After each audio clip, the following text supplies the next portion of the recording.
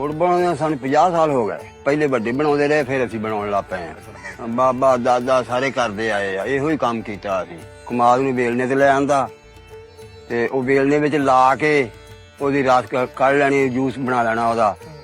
ਫਿਰ ਉਹਨੂੰ ਚੁੱਭੇ 'ਚ ਲੈ ਜਾਣਾ, ਕੜਾਹੇ ਵਿੱਚ ਪੌਣਾ ਘੰਟਾ ਉਹਨੂੰ ਅੱਗ ਥੱਲੇ ਜਲਾਉਣੀ। ਕੜਾਹੇ ਵਿੱਚੋਂ ਫਿਰ ਉਹਦਾ ਗੁੜ ਬਣ ਜਾਣਾ। ਗੁੜ ਬਣਾ ਕੇ ਗੰਢ 'ਚ ਲੈ ਆਉਣਾ, ਗੰਢ 'ਚੋਂ ਫਿਰ ਉਹਦੀਆਂ ਟਿੱਕੀਆਂ ਲਾ ਦੇਣੀਆਂ, ਫਿਰ ਬੋਰਿਆਂ 'ਚ ਪਾ ਲੈਣਾ, ਬਣ ਗਿਆ ਗੁੜ।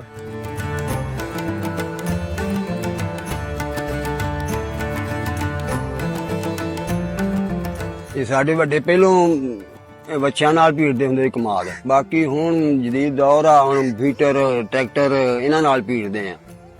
ਔਖਾ ਵੀ ਸੀਗਾ, ਬਾਕੀ ਕਰਦੇ ਸੀਗੇ ਨਾ ਉਹ।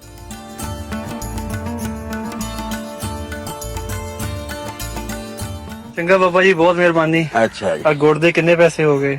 ਗੁੜ ਦਾ ਕੋਈ ਪੈਸਾ ਨਹੀਂਗਾ, ਗੁੜ ਖਾਓ, ਹੋਰ ਲੈ ਲਓ ਗੁੜ। ਨਹੀਂ ਬਾਬਾ ਜੀ ਫੇਰ ਹਾਂ ਨਾ ਗੁੜ ਘਰ ਦਾ, ਆਪਾਂ ਕਿਹੜਾ ਮੁੱਲ ਲਿਆ ਆ, ਘਰ ਦਾ ਬਣਾਈ ਜਾਈਦਾ। ਚੁੱਕ ਲੋ ਸਾਰੇ ਚਾਦਰ ਤੋਂ।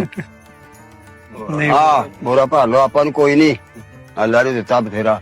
ਚਲੋ ਬਾਬਾ ਜੀ, ਬਹੁਤ ਸ਼ੁਕਰੀਆ, ਹਾਂ। ਮਿਹਰਬਾਨੀ।